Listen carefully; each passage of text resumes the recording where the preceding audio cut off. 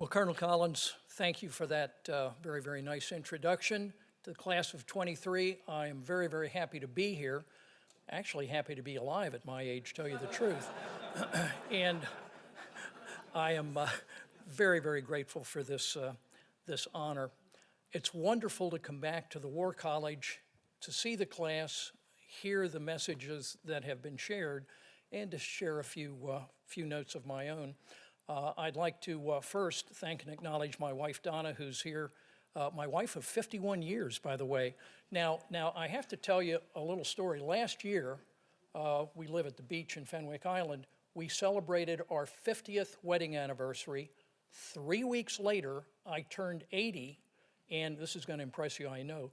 To celebrate, we stayed up till 10 o'clock in the evening.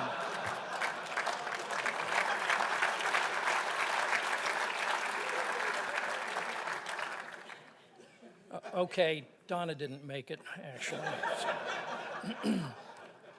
So thank you for being here, dear. And of course, my friends and colleagues, Art Dean, wife Deborah, Lawson Magruder, Larry Ellis, Roger Schultz. Just so nice seeing everybody. Congratulations to my fellow awardees. And of course, my friend and colleague, Tom Thomas. And in the audience is Chris Pohanka. Put your hand up, Chris. Right, there he is. So Chris is a member of the foundation board. His wife, Diane, is one of the founders of Operation Seize the Day that brings the wounded warriors and families to the beach for that wonderful week where the community give them housing, food, activities, beach time, and all of that kind of thing. It helps the wounded warriors. But I'll tell you what, the community loves it, and it helps them too, and there's a new awareness of what the wounded warriors and our veterans go through. So Chris, thanks to you for being on the board, and thanks to Diane for all that she has done in that and all the other programs you support. Well, I'm here as kind of a representative, I guess, of military medicine, which some people think of as trauma surgery and a medic running, the movie MASH or the TV show, and it's all of those things. But what it's really about is keeping all of you fit to fight.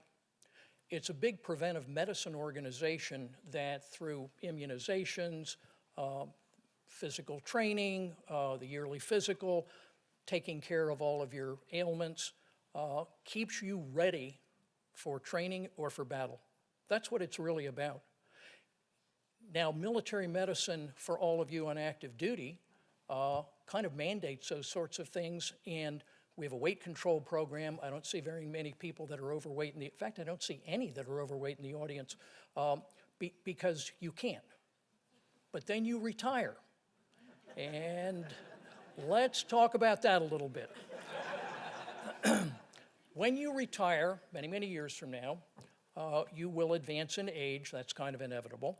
And so the first thing I want to tell you is that if you wake up in the morning as you approach my age and nothing hurts, check your pulse. You may already be dead.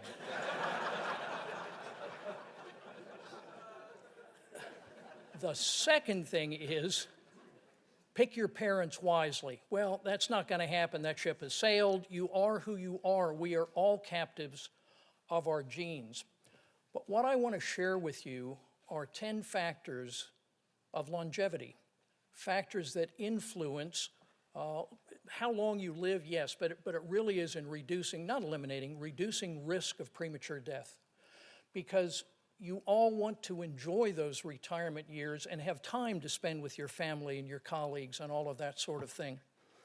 So what are the 10? This was on the basis, actually, of several studies pulled together, and it had perhaps 40 or 50,000 people followed for many years. And they looked at them at the beginning of that time and then at the end. Here are the 10 factors.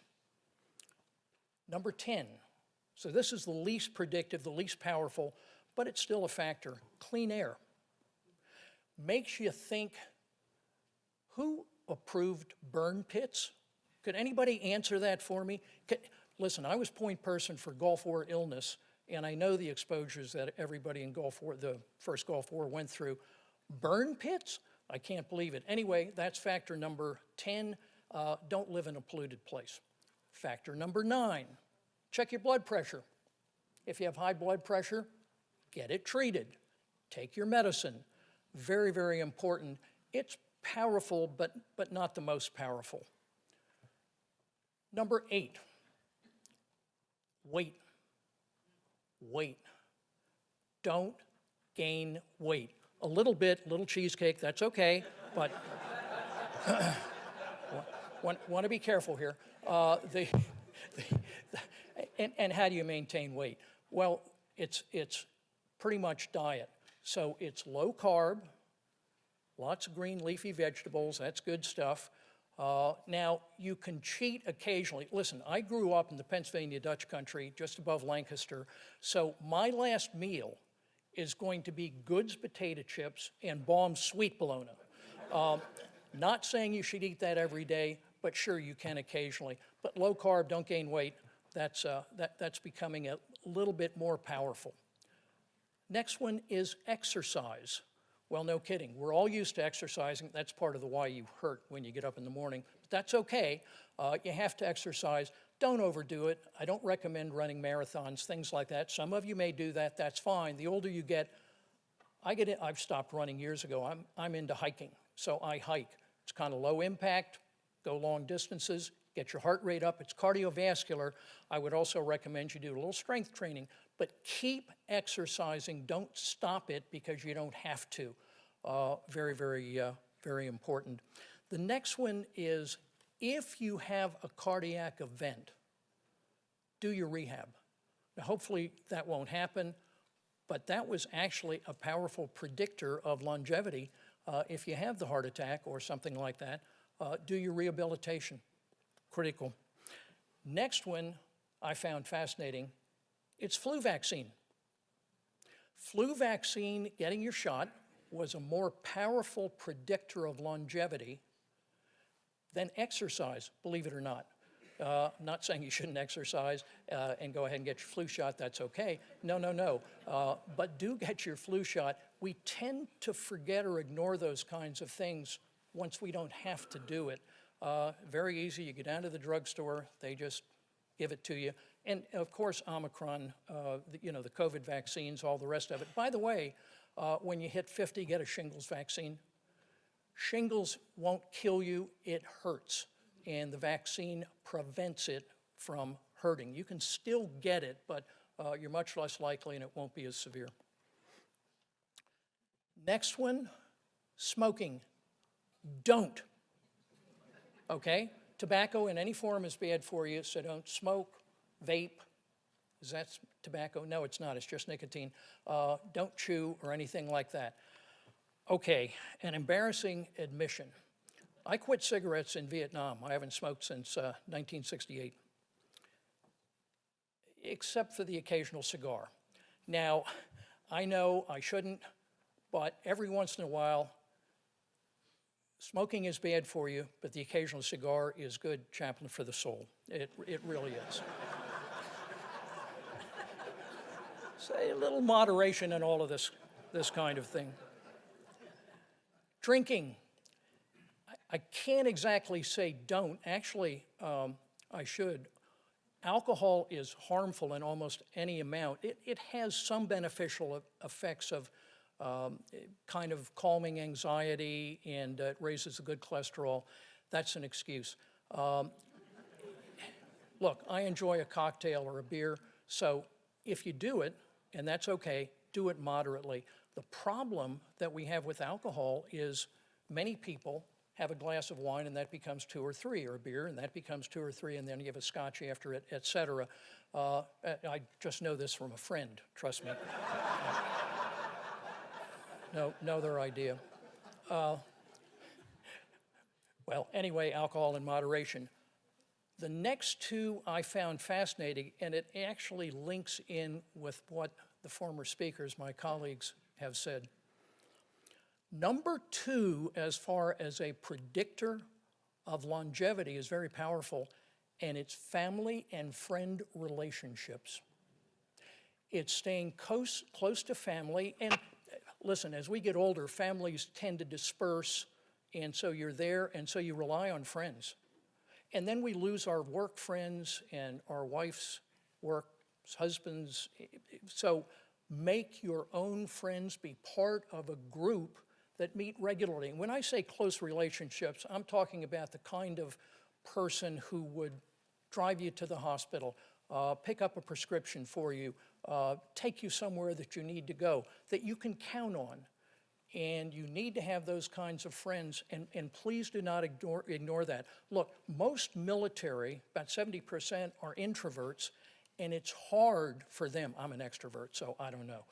It's hard for them us often, to get out and be part of a group, particularly if you go to a new location, and you rely on your spouse to make friends, and then you say, okay, yeah, I'll go along to dinner with, who was that again? Be part of a coffee group or a book club, or I don't know, anything, a church group that will keep you involved with people. It's critical. Let me tell you the most powerful. Social interaction with people you run across just day to day. So somebody walking down the street, you say hi, and waiting for a traffic light, you strike up a conversation. The server, the mail delivery person, the people that you run across, when you do that face-to-face, and by the way, it doesn't work virtually. It really doesn't. You have to do the face-to-face. There's something about that you can measure the release of chemicals in the brain that again, reduce anxiety and stress and increase those kinds of things that foster longevity. So what does all of that say? That says exactly what we've heard before. When you retire and you're not part of this wonderful organization, Army, Navy, Air Force, Marine Corps, the civilian organizations that you're all a part of, get involved with something else. Don't sit at home. Well, the occasional cheesecake at home is okay. That's fine. But be involved, get out, volunteer, and keep doing it, because let me tell you, the older you get, the harder it is. I go to the gym and I see other old people, and we look at each other and going, wait, the older we get, the harder this is and the more important it is. Something ought to be the reverse. I don't understand this, but it is important. Well, you have a wonderful career ahead of you in the military, but you have an even better life ahead of you in the military and as you retire. Follow what I've told you. Get involved. You're already in a service organization. You have that concept. Continue to serve. And I'll tell you what, none of us are going to live forever, but you can live happily with your family, with your friends, a long time. Thank you very, very much for this honor.